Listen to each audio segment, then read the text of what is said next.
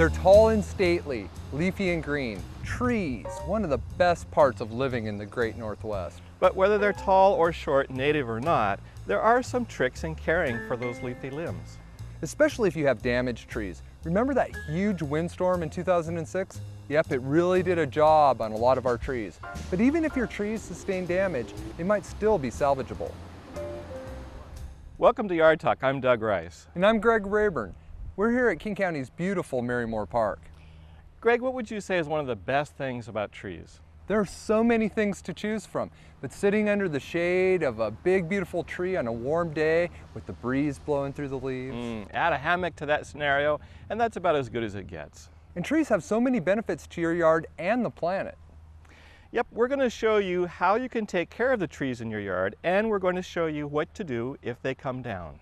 Plus, we'll have lots of great tips on planting new trees. Come on, let's get started.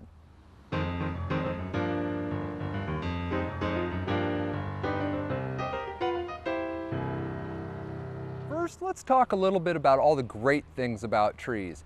Naturally, trees provide food and nesting spots for all sorts of birds and other creatures. It's been said that trees are the best antiques, and studies have shown that trees can increase the value of your home between 5 to 10%. Trees keep your house cooler in the summer by providing shade and warmer in winter, blocking the wind. That means lower energy bills.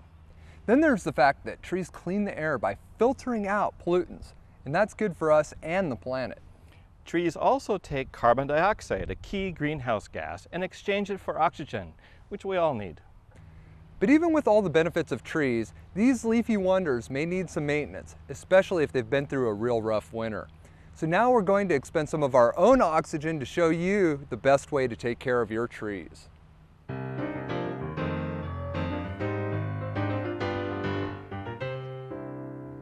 In December of 2006, King County saw one of the worst windstorms in our history. Hundreds of trees were blown down. Many people reacted by removing or topping trees and burning or throwing away wood debris. But there are better ways to deal with damaged or downed trees. You can create a snag, a brush pile, or try several ways of salvaging the wood. First of all, if a tree falls someplace where it doesn't pose a threat, like in a wooded area or on a lake, consider just leaving the tree. With a little tidying up and removing of some limbs, the log will quickly break down, forming new habitat for critters. They'll love you for it. If you have a larger landscape, you can take the limbs and woody debris and create a brush pile. You'll want to do this at least 30 feet away from your house to prevent fire hazard. In fact, anytime you create a brush pile or retain logs, you'll want to keep those structures away from your house so you don't attract unwanted visitors into your home. Now, if a tree is broken off, consider leaving it as a snag, like these trees here at King County's Marymore Park. Again, they provide food and shelter for a variety of animals and birds. You can also have wood chipped to use as a mulch for you and your neighbors. You can hire someone to do this or rent a wood chipper at your local equipment rental store. Lastly, consider the variety of wood salvaging and recycling opportunities. Yep, that log you may want to just get rid of could become someone else's new furniture. Come on, I want to show you a very special place in South Seattle.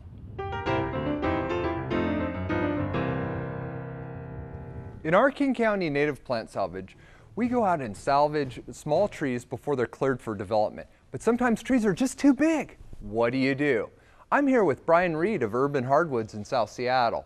Brian, what do you do with these large trees? Here at Urban Hardwoods, we like to save those big trees that are dying, that are windfallen, or just growing too big. We dry them, mill them, and we sell them as raw material, or we make custom projects out of them. All the wood you see here is from the Pacific Northwest. We frequently get trees from as far away as far north as Bellingham, and quite frequently as far south as Olympia. I know. Being a native plant guy, I was really excited to see that you have a big leaf maple over here. Yeah, that's a great tree. It was growing in Kirkland, and it started to rot, which actually makes for a really interesting grain. Is what it calls spalting, which is a fungus that gets into the tree and kills it. And the trunk was really sound, but the limbs were rotten and falling off.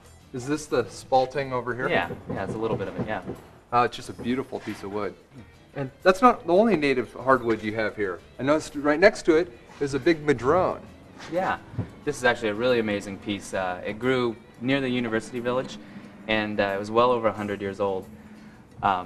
They called us. It had been standing dead for a long time, and they were worried about limbs falling on pedestrians and people's property, and so it needed to be removed.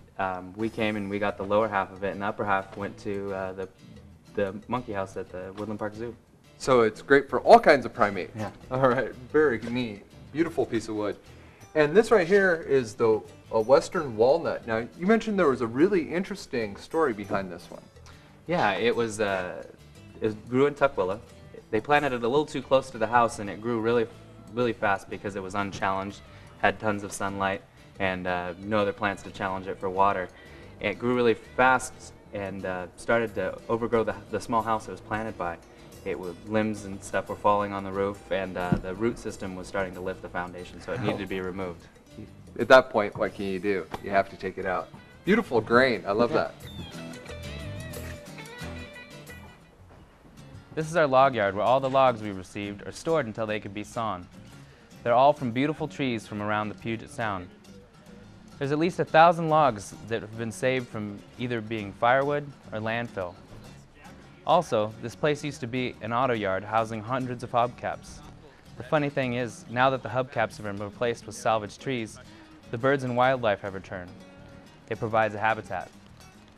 In our warehouse, we air dry the green material that has been cut. Depending on the species, it will air dry anywhere from 18 months to 3 years. It's a real commitment of time. Here you see in this flitch the round of the tree. You can see the existing shape of the trunk as it is divided into slabs to be used.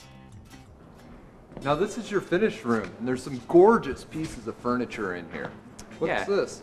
That's a western walnut. That piece there came from Oregon. These are just a few of the finished tabletops we have laying around. That one on the back wall, that's a chestnut. And we have a Chinese elm, the one with the void in the center. And this is a finished madrone piece from the madrone tree we talked about earlier. Oh, the one that the top went to the Woodland Park Zoo. Yeah, that's right.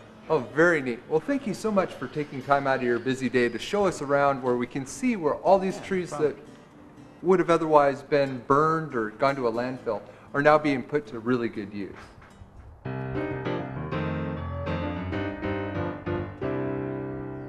Well, if you're lucky, your trees escaped the ravages of the windstorm. One way to avoid possible failure and damage from trees during storms is through preventative pruning. I'm here with Cass Turnbull, founder of Plant Amnesty, an organization that educates folks about all types of proper pruning and also refers folks to skilled professionals that can help out. So Cass, what should folks do when they have concerns about their trees?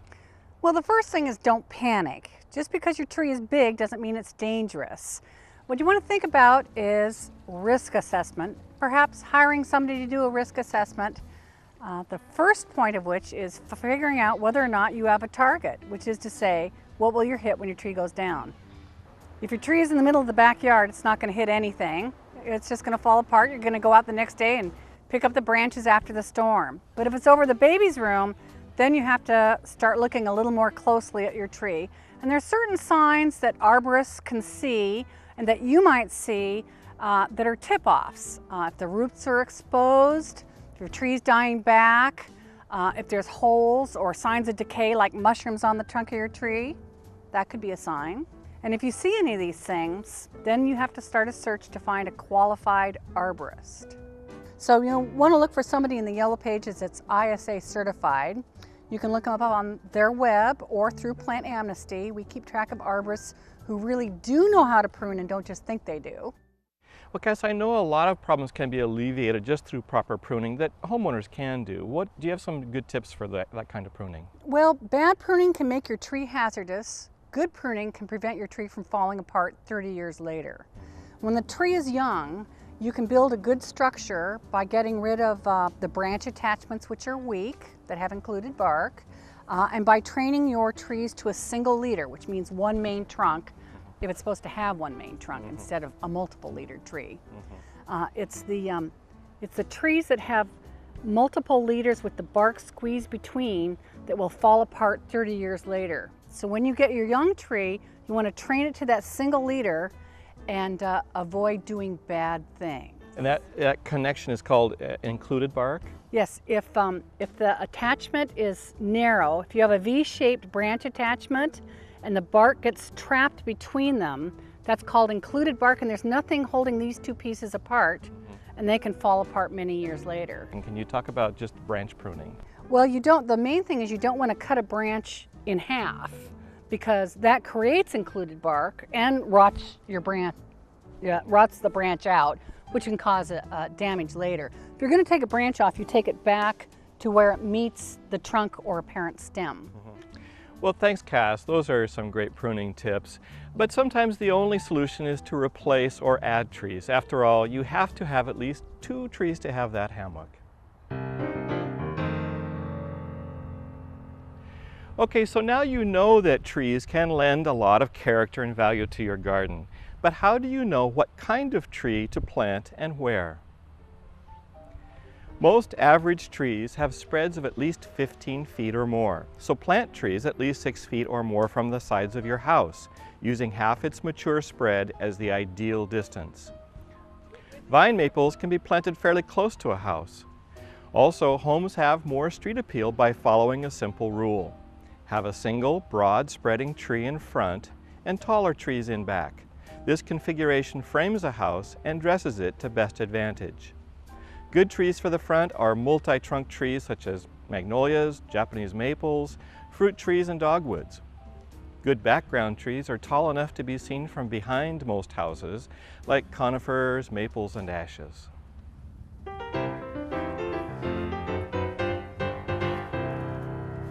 Okay, now you have the perfect tree for the perfect spot, but it is just as important to use as much care in planting a tree as it is in picking the right one. Not only does it represent a significant investment, trees aren't cheap, but planting a tree the wrong way is the #1 reason for tree failure. Let's get started. First, you don't want to dig a hole, you want to dig a bowl. It should be twice as big around as the root, so that can be pretty big. The hole should be deep enough to cover the topmost root. In order to know how big a hole that is, you need to take the tree out of the pot. Once it's out of the pot, loosen up the roots to see if they've been circling around. Roots that have been severely circled should be cut. If you don't, they'll continue to circle once planted and can strangle the tree. Next, you want to make a mound of soil in your planting bowl so you can set the tree in there with the roots loosened and pointing outwards. The critical part is not planting the tree too deep, another common cause of tree failure. After you plant it, the tree will settle, so better plant it a little high. Place the root crown level or a little higher than the surrounding ground. The root crown is where the topmost roots attach to the trunk of the tree. Then you want to backfill with only the native soil. If you use the potting soil, the tree will grow as if it's still in the pot, and the roots will circle around rather than branching out into the surrounding soil. So use the native soil. Water it in well, and then mulch. Keep the mulch a few inches away from the trunk of the tree.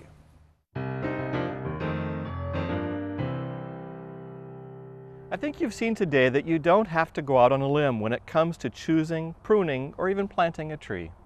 If you need help picking out the right tree, visit our website for links to our native plant guide, where you can see photos of a variety of trees, and also a list of businesses that salvage and recycle wood. If you have more questions, you can call the Lawn and Garden Hotline. They always have lots of good information on natural gardening techniques. As poet Lucy Larcombe wrote, "He who plants a tree plants a hope." Have a healthy yard. And a healthy planet too.